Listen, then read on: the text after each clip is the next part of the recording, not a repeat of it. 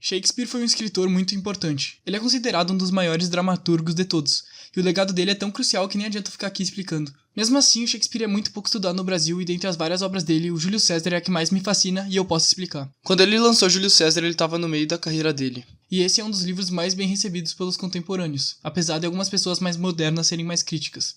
O livro é dividido em atos e cenas e eu vou tentar explicar todas. Ato 1, cena 1. A primeira cena serve mais para demonstrar o sentimento das pessoas na época, mostrando alguns senadores conversando com a plebe. Os senadores perguntam o que os plebeus estão fazendo e eles respondem que estão descansando para ver a marcha militar do César, chamada de Triunfo. Existiram vários triunfos comemorados por vários generais, e esse especificamente é comemorado por César pela vitória na Guerra Civil na Espanha. Os senadores, ao ver a plebe assim emocionada, eles ficam bravos e menosprezam as conquistas do César e falam sobre quanto é insignificante, até os plebeus desistirem de ver. Essa cena aí mostra a opinião da elite com a popularidade de César e a opinião da plebe e o quanto eles amam César. Cena 2. Na cena 2, o César está desfilando no triunfo dele e aparece um vidente falando pro César tomar cuidado para as idas de março. E César ignora. Em seguida aparecem dois senadores. Era Cássio que estava tentando convencer Bruto o quanto César era um tirano. Enquanto os dois estavam conversando, o César paralelamente fala para um aliado dele, que era chamado de Marco Antônio, sobre Cássio e seu sentimento ruim que eles tinham mesmo, xingando ele até de gordo. Marco Antônio viu isso e relevou, dizendo que não ia acontecer nada e era para César se manter leve. Logo depois acontece um tumulto e Cássio pergunta para um senador o que estava acontecendo. E é revelado para Cássio que César foi oferecido a coroa 3 vezes, para ele se autoproclamar rei, e as 3 vezes ele recusou. Cássio ao ver isso ele acreditou, mas ele acreditava que César teria aceito a coroa, caso o público não tivesse ficado em silêncio quando ele foi pegar a coroa e não comemorasse a rejeição da coroa. Depois de tanto Cássio falar mal do César, o Bruto até começou a ser convencido por Cássio concordando com ele, e logo depois eles vão embora. Cena 3. Com o fim dessas cerimônias, um senador, chamado Casca, conversa com o famoso Cícero, onde ele fala sobre o sentimento ruim do dia e do triunfo de César, que Cícero ignora. Depois disso, Casca se encontra com Cássio, onde os dois falam mal do César e a ambição dele de se tornar rei. Depois de uma longa conversa, os dois apertam a mão e decidem que juntos vão matar César. E a seguir entra na cena o senador Assina, que ao cumprimentar os dois é informado por Cássio que Casca decidiu entrar na conspiração. E assim a gente fica sabendo que essa conspiração já era algo planejado anteriormente. Os conspiradores juntos eles decidem que vão arrumar um jeito de chamar Bruto para a conspiração, porque Bruto tem um nome e popularidade. Ato 2, cena 1. Nessa cena aparece o Bruto pensando sozinho, e chegando à conclusão que César deve ser morto, mas pro bem comum e pro bem do povo romano. Em seguida, os conspiradores aparecem em sua casa, e Bruto, após receber eles como uma visita surpresa, é convencido de entrar na conspiração. É discutido planos como de chamar Cícero, que não foi aceito porque ele era muito cabeça dura e não segue o plano dos outros. Também é considerado matar Marco Antônio com César, mas Bruto é contra sua morte por ser muito violenta a morte de 2 pessoas. Essa cena estabelece o Bruto como líder moral da conspiração, pelo seu nome forte associado a um dos fundadores da República Romana. Cena 2. Na próxima cena já é Idas de Março, onde está marcada uma reunião no Senado. Na vida real, isso ia ser a última sessão que ele ia ir do Senado, antes de ele partir para uma invasão lá na Pérsia. E a mulher do César, devido a alguns sentimentos e sonhos, tenta convencer várias vezes a ele a não ir. Após muita luta dela tentando convencer o César, ela consegue convencer ele que ia faltar só por causa dela. Até ele ser convencido de novo por Décio, que era um dos conspiradores, que chega no último minuto na casa do César, falando que ia ser vergonhoso para ele não ir, e ainda inventa que ele ia ser proclamado rei caso fosse ao Senado naquele dia. E assim o César é convencido e vai a caminho pro Senado. Cena 3. Essa é uma cena curta, sobre uma pessoa lendo uma carta que ia avisar César sobre a conspiração de morte dele, e essa pessoa decide que vai entregar pro César. Cena 4. A cena 4 fala da esposa do Bruto, que até agora não comentei para manter esse vídeo conciso, mas basicamente no dia que os conspiradores visitaram a casa dele, ela notou que o Bruto estava diferente e ela estava com algumas suspeitas do que estava acontecendo.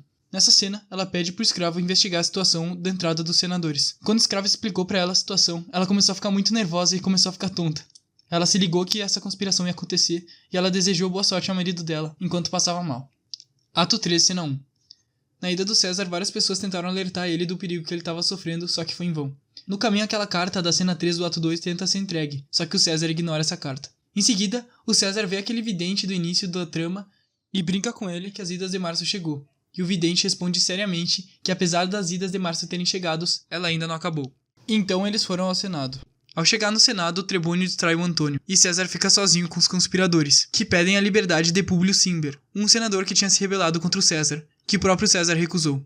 Isso foi usado de pretexto pelos conspiradores, e em seguida eles feriram uns 33 golpes no corpo do César, com o último sendo de Bruto, com César vendo e respondendo a famosa frase "Até tu, Bruto". Essas foram as últimas palavras do César e essa foi uma das frases mais famosas da humanidade, apesar de nenhum historiador contemporâneo do César comentar sobre a existência dela. Logo depois disso, os conspiradores comemoraram e saíram do lugar do assassinato como se tivessem salvado Roma, e eles acreditavam que depois de uma leve comoção tudo iria voltar ao normal. O Marco Antônio foge com medo de saber a notícia, mas depois ele manda um mensageiro para criar relações cordiais com os conspiradores, que foram aceitas. Mais tarde, o Marco Antônio apareceu pedindo para ser assassinado junto com o corpo de César, mas que não foi aceito por Bruto, que não quer tornar isso em algo sanguinário. O Bruto e o Cássio tentam convencer o Marco Antônio a não se rebelar, com Cássio usando o poder como incentivo e o nobre Bruto justificando a necessidade da morte do César. Então o Marco Antônio se alia com os conspiradores para ajudar o futuro de Roma, e pede para ser concedido o direito de falar durante o funeral do seu antigo aliado. Logo depois de ser aceito, os conspiradores se retiram, mas logo depois de eles saírem, o Antônio revela as verdadeiras intenções dele quando ele começa a pedir desculpa pro corpo morto do César, e promete a esse corpo vingança. No fim dessa cena chega um servo, do Otávio César, que era o sobrinho do assassinado. Esse servo se choca ao saber da morte do Júlio César, e Marco Antônio pede pro servo avisar o Otávio para se preparar, porque agora Roma era outra cidade. Cena 2.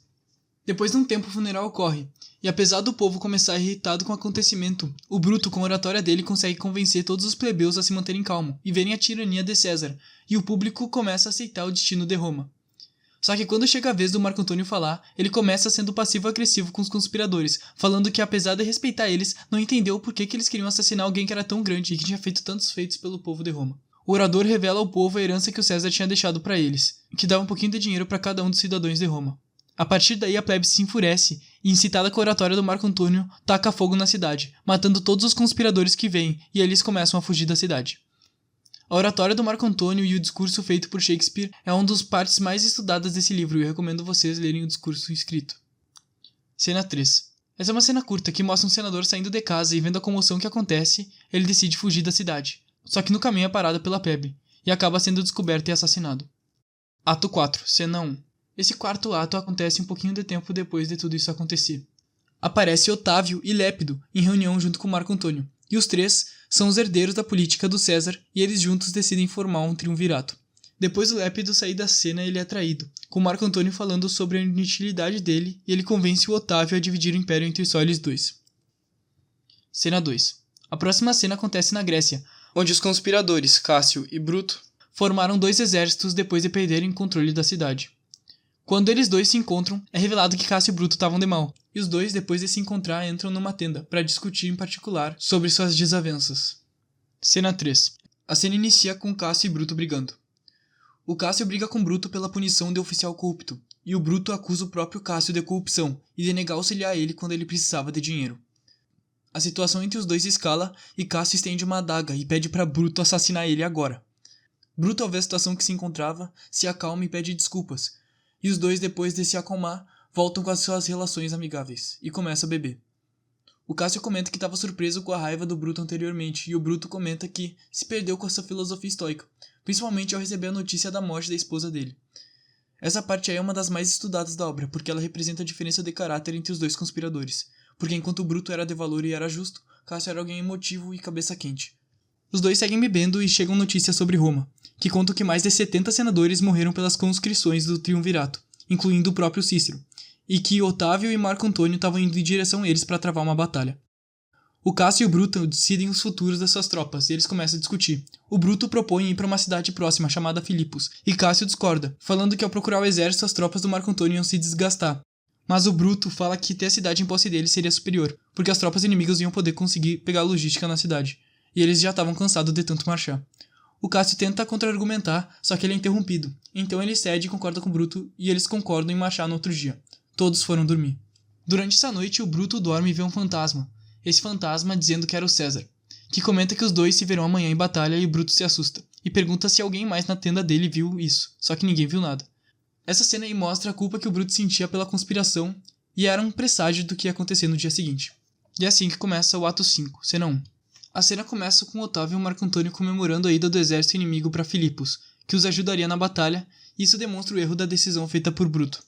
Os dois argumentam sobre as estratégias de batalha, com Otávio se recusando a lutar na esquerda como Marco Antônio diz, mas sim do lado direito, mostrando a inimizade futura que os dois teriam.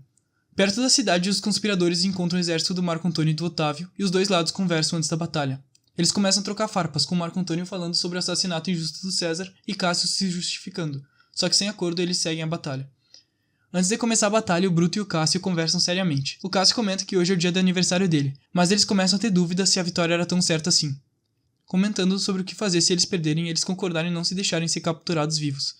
Os dois se despedem como amigos e esperam se ver novamente. Se não, isso foi um bom adeus. Cena 2. Essa é uma cena curta que aconteceu durante a batalha, enquanto ela tinha acabado de começar. Ela mostra o Bruto dando ordens e passando mensagens para Cássio, comentando sobre a falta de vontade nas tropas de Otávio, e ele começa a lançar um ataque nelas. Cena 3. O exército do Bruto avança sobre o de Otávio e as tropas do Cássio ficam cercadas pela do Marco Antônio. O Cássio pede pro melhor amigo dele, chamado Titínio, para checar as tendas atrás, para checar se eles realmente estavam cercados ou se as tropas atrás deles eram aliadas. Depois de um tempo do melhor amigo dele ter ido, o Cássio recebe a notícia de que ele morreu em batalha. Acreditando que ele mesmo causou a morte do melhor amigo dele e que ele estava cercado, ele decide que ia morrer. Ele pede para um servo dele usar a mesma espada que ele usou para matar o César, para matar ele próprio, comentando que fechou o ciclo da vida, e ele vai morrer no mesmo dia que ele nasceu. E assim Cássio morre. É revelado que Titínio na verdade nem morreu em batalha, e quando ele volta para anunciar que na verdade as tropas atrás eram aliadas, ele descobre que o melhor amigo dele tinha se matado. E assim, ele se mata também. A notícia sobre a morte dos dois é entregada para Bruto, e ele ao descobrir essa notícia fica inconformado e agora se prepara para enfrentar Marco Antônio sozinho. Cena 4. Nessa cena, o Bruto se retira das tropas dele para levar o corpo do amigo dele para as tendas, e pede para os soldados continuarem a batalha, mas logo depois disso eles começam a perder. Um dos soldados finge ser Bruto e é capturado vivo, mas Marco Antônio reconhece sendo um dos servos do Bruto e continua a batalha. Cena 5. Vendo a batalha perdida, o Bruto decide que acabou tudo. Ele se reúne no fundo da batalha com seus servos e ele começa a sussurrar fazendo pedido para cada um deles. E explica que tá tudo acabado, e ele sabe disso. Ele explica que viu César como um presságio de sua morte no dia anterior. Com os exércitos inimigos se aproximando cada vez mais, todos seus companheiros fogem, mas ele pede para um servo ficar e segurar uma espada. A seguir, o Bruto corre em direção à adaga e é morto. Com o fim da batalha, o Otávio e o Antônio encontram o corpo do seu antigo inimigo, o Bruto, e seus servos, que contam a morte dele para os vencedores da batalha. Ali, os dois comentam sobre Bruto e como ele foi o único conspirador de honra, que matou César não por intriga pessoal, mas sim pelos seus ideais e para ver Roma livre. E os dois comentam que ele terá um funeral digno de seu caráter, e assim que se encerra a obra. É uma obra muito triste. O título da obra só teve o nome do César por causa da fama que ele tinha, mas a obra do Shakespeare tem um foco principal o Bruto e a história dele. É uma das melhores tragédias que eu já li. Incrivelmente, o autor nunca menciona o fato do Júlio César ser o padrasto do Bruto, apesar de fazer bastante sentido dramático, podendo acrescentar à obra. No máximo, o autor faz alusões de vez em quando. O Shakespeare usou Plutarco de fonte, apesar de errar várias vezes as datas e fatos históricos em Plutarco, como o triunfo da Espanha, que Júlio César só foi comemorar 6 meses antes da morte dele, mas no livro acontece um pouco tempo antes do seu assassinato. A morte, o funeral, a herança, as falas do Marco Antônio e a chegada de Otávio tudo correu em vários dias diferentes, mas ele juntou tudo pra ter mais drama. Também ele fala sobre coisas que não existiam na época, tipo puxar e arremangar a manga, ou puxar a camisa do pescoço, até porque os humanos usavam togas. Ele também fala sobre bater horário e sobre o horário, que na época não existia relógio. Pelo menos não do jeito que existia na época de Shakespeare. De qualquer forma, todas as mudanças fazem sentido pro público que ele queria atingir, e no fim essa é uma das melhores obras de todos os tempos, e eu recomendo muito a leitura.